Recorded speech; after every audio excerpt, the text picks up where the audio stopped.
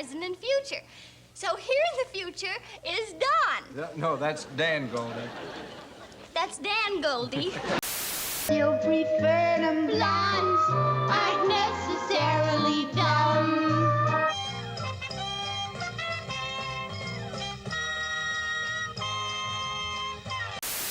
One man died on stage while the audience laughed, thinking it was part of the act. One woman was hired because she could not stop giggling and walked away with an Oscar before 25. A Jewish actor spent 6 seasons in a German helmet and never once explained why. And the man America thought was the dumb one turned out to be the smartest of them all. What really happened to the cast of Laugh-In is darker than anything that ever aired from beautiful downtown Burbank. Dan Rowan is the host. Daniel Hale Rowan was born on July 22, 1922 in Beggs, Oklahoma, into a literal carnival family. Orphaned young, sent to an orphanage, clawed his way out of the kind of childhood that usually closes a person down forever. During the Second World War, Rowan flew fighter planes in the South Pacific, was shot down, and survived. When a single Israeli soldier wearing a mask, carrying a wooden gun, broke in and held up Egypt. 45 years old when Laugh-In premiered, the straight man, the host in the tuxedo who looked into the camera and pretended the chaos behind him made any sense at all. Hardest job on the show, and Rowan made it look like the easiest. What's that? Well, that's a symbol. Looks just like a rose. But here's what almost nobody knew at the time. For more than a decade, Dan Rowan carried on a private correspondence with the novelist John D. MacDonald, the creator of Travis McGee. Hundreds of letters. The carnival orphan who hosted a joke factory was, in his off hours, writing long literary letters to one of the great American crime novelists about books, mortality, and the strangeness of fame. Prior to an appearance on our show of a pregnant lady in a comedy situation, it was a subject which was forbidden by most censors on the 3 networks. Dan Rowan died on September 22, 1987, at the age of 65, of lymphatic cancer. The carnival orphan, who became the calmest face on American television, spent his last years writing letters to a novelist nobody knew he was friends with.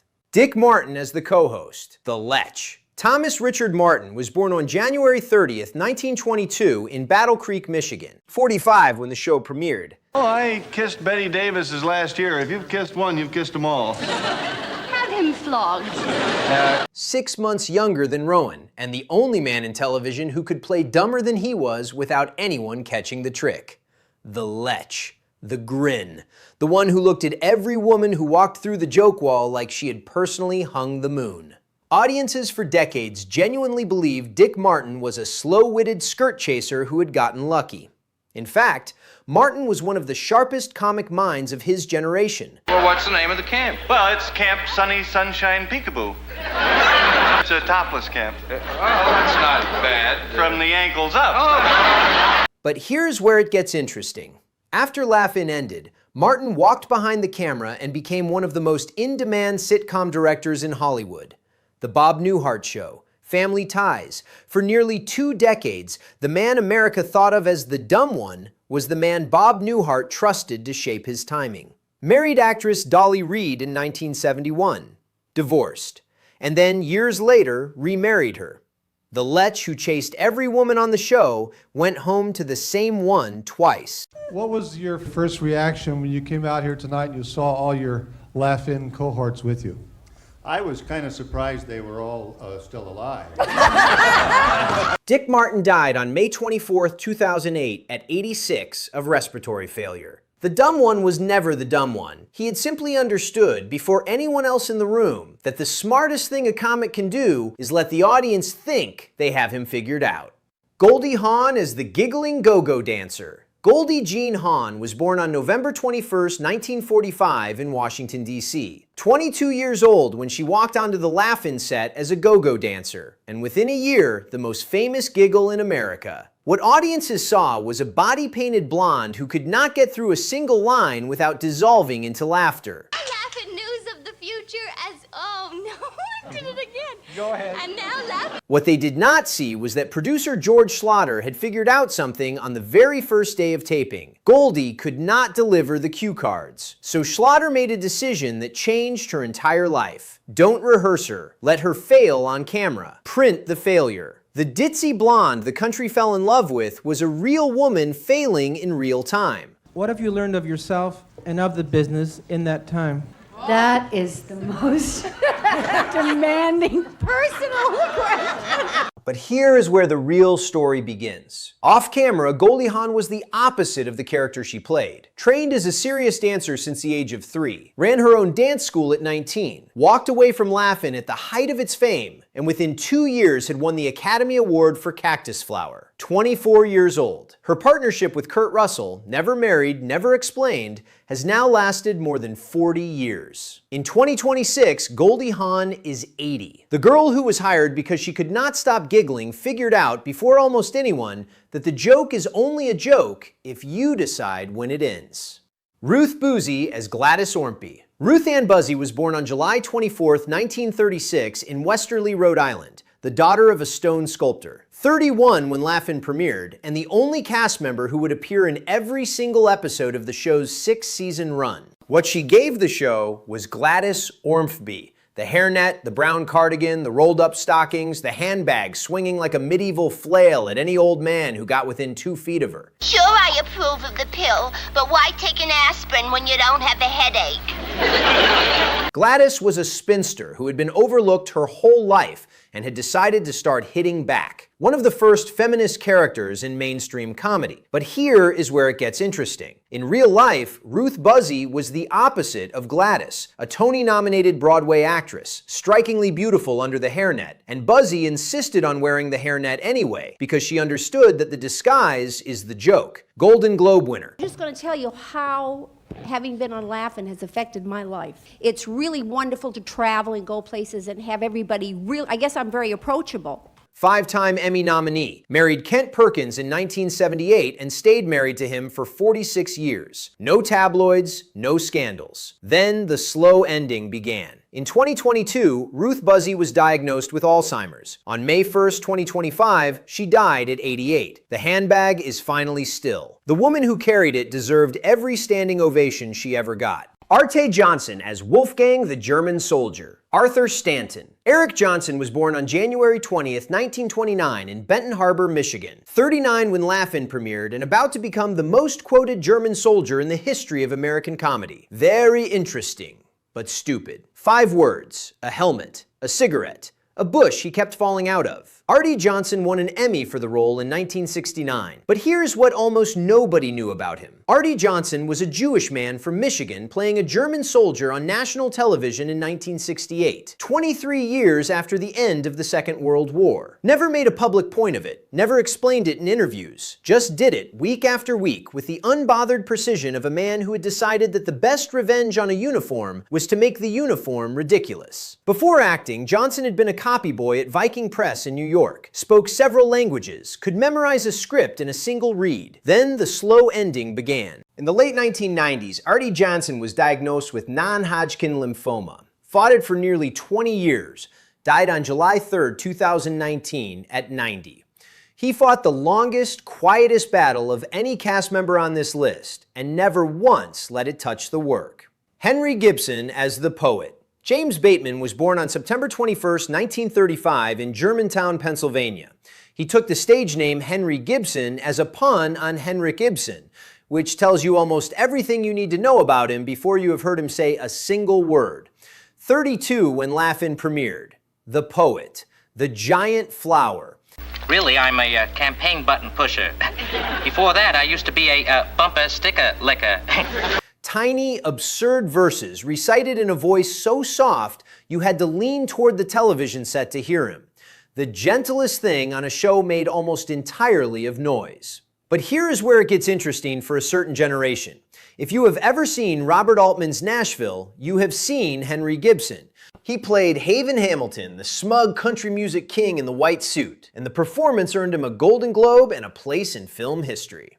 A neo-Nazi in the Blues Brothers, a judge for years on Boston Legal, trained as a Jesuit, served in the Air Force, earned a degree from Catholic University, married Lois Geiger and stayed married to her for 33 years until her death in 2007. Henry Gibson died on September 14, 2009 at 73 of cancer. The flower was always a costume. The seriousness was always the man. Alan Sues as Big Al the sportscaster. Alan Grigsby Sues was born on March 7, 1926 in Ross, California. 41 when Laugh-In premiered, and about to become the campest, loudest, most joyfully unhinged sportscaster in the history of American television. Big Al, the bell, the little tinkly noise that escaped him every time something delighted him, which was constantly. A sports announcer who clearly did not understand sports, did not care about sports, and was having the time of his life pretending to. But here is where the real story begins. Alan Sues was a gay man in American television in 1968. Could not say so. The network would not have allowed it. So Sues did the only thing a gifted comedian in his position could do. Played the joke so big and so broad and so unmistakable that the people who needed to see it saw it, and the people who did not need to see it laughed without ever asking what they were laughing at. An Army veteran of the Second World War. 20 years building a comic identity that the world was not yet ready to name out loud. The roles after Laugh-In were thinner than they should have been. Alan Sues died on December 2nd, 2011 at 85 of a heart attack, alone at his home in West Hollywood. The bravery was the act was the bravery. Gary Owens as the announcer. Gary Bernard Altman was born on May 10, 1934 in Mitchell, South Dakota. 33 when Laugh-In premiered, and the owner of the best voice in American broadcasting. You know it even if you do not think you do. The cupped hand to the ear. From beautiful downtown Burbank, a joke about announcers delivered by the best announcer in the country, and the joke worked because the voice was real. But here's what almost nobody knew about him. Off camera, Gary Owens was one of the most prolific voice actors in animation history. Space Ghost, Roger Ramjet, the narrator of dozens of cartoons whose theme songs are now embedded in the bones of an entire generation. Simultaneously, one of the top-rated radio DJs in Los Angeles for more than 30 years. Morning Drive on KMPC, Laugh-In tapings in the afternoon, cartoons recorded at night, answered fan mail by hand, took phone calls from strangers. Gary Owens died on February 12, 2015 at 80 of complications from diabetes. His wife Arletta, whom he had married in 1958, was with him. The man with the most recognizable voice on American television gave that voice away to anyone who asked for 50 years and never once acted as if it cost him anything. Joanne Worley as the loud comic soprano. Joanne Worley was born on September 6, 1937 in Lowell, Indiana, one of 9 children on a working farm. 30 when Laugh-In premiered, and about to become the loudest woman on American television. Engagement's off.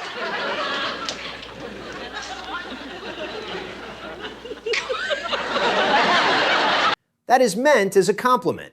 Joanne Worley sang opera at a volume that could shake plaster off a ceiling, made fun of chicken jokes so memorably that the writers turned the running gag into one of the most recurring bits in the entire run. She represented something almost no woman in 1968 was allowed to represent. A woman who took up space, made noise, and refused to be small for anyone.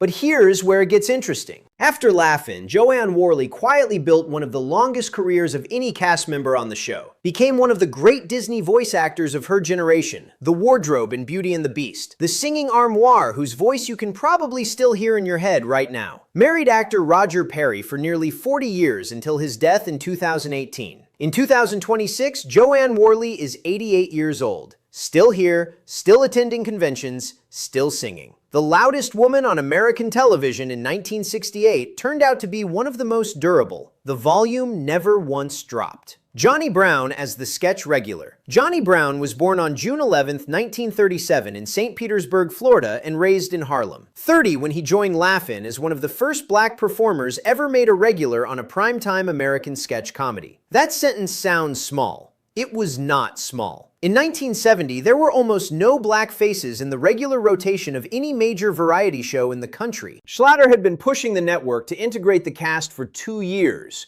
Johnny Brown was the answer. But here's where it gets interesting for a certain generation. If you grew up watching Good Times in the 1970s, you already know Johnny Brown, Nathan Bookman. The building superintendent the Evans family called Buffalo Butt with such affection that the insult became a term of endearment for an entire decade. Brown turned down other roles to stay loyal to his Laugh-In contract, a decision that cost him work and that he never publicly complained about. Married his wife June for 59 years. His daughter Sharon became a Tony-nominated Broadway performer. Johnny Brown died on March 2nd, 2022 at 84. He opened a door, held it open for everyone who came after him. Dick Shawn as the guest wild card. Richard Schulafand was born on December 1st, 1923 in Buffalo, New York. 44 when he started appearing on Laugh-In, and already one of the most unhinged and brilliant stage comedians in America. You've probably seen his face, even if you do not know his name. Lorenzo St. Dubois, LSD, the hippie cast as Adolf Hitler in Mel Brooks' original 1968 film, The Producers. Mel Brooks has said in interviews that Dick Shawn was the most fearless performer he ever directed. But here's where the story stops being funny. Dick Shawn toured constantly with a one-man show called The Second Greatest Entertainer in the Whole Wide World, in which he would lie motionless on the stage for as long as 20 minutes just to see how the audience would react. The bit was a meditation on death, on attention, on the strangeness of asking strangers to watch you perform. On April 17, 1987, Shawn was performing the show at the University of California, San Diego. In the middle of a routine, he collapsed on stage. The audience laughed. They thought it was part of the act. Several minutes passed before anyone realized that Dick Shawn was actually dying. 63 years old. The man who had spent his entire career playing dead on stage as a joke died on stage in front of an audience who could not tell the difference. Lily Tomlin is Ernestine, the telephone operator. Mary Jean Tomlin was born on September 1st, 1939 in Detroit, Michigan, the daughter of a factory worker and a nurse's aide. 30 when she joined Laugh-In in its second season, and about to become one of the most important comedians America has ever produced. What she gave the show was Ernestine, the snorting telephone operator with the smug little laugh who would announce herself with "one ringy-dingy." Ernestine was a satire of corporate power so sharp that AT&T tried repeatedly to buy the rights to use her in their own advertising. Tomlin refused every time. She would not let the joke be turned back into the thing the joke was about. But here's where the real story begins. Lily Tomlin walked off Laugh-In at the height of its run and built one of the most varied careers any American performer has ever had. Academy Award nominee for Nashville, Tony winner for The Search for Signs of Intelligent Life in the Universe, co-star of 9 to 5, lead of Grace and Frankie for 7 seasons in her 70s, together with Jane Wagner since 1971, 55 years. Married quietly in 2013 when the laws of the country finally caught up to the life they had already built. In 2026, Lily Tomlin is 86 years old, still working. The girl from Detroit who built Ernestine out of nothing turned out to be the one who outlasted the joke factory entirely. So that is the Rowan and Martin's Laugh-In cast then and now, and the Laugh-In tragedies the joke wall never let you see. If you ever wondered what happened to the host, the giggle, the hairnet, the German soldier, the poet, the sportscaster, the announcer, and the operator, now you know. Where they are in 2026 is simple. Only Goldie Hawn at 80, Joanne Worley at 88, and Lily Tomlin at 86 are still with us. The rest have signed off, the way Dan Rowan always promised they would. Every single one of them deserved more.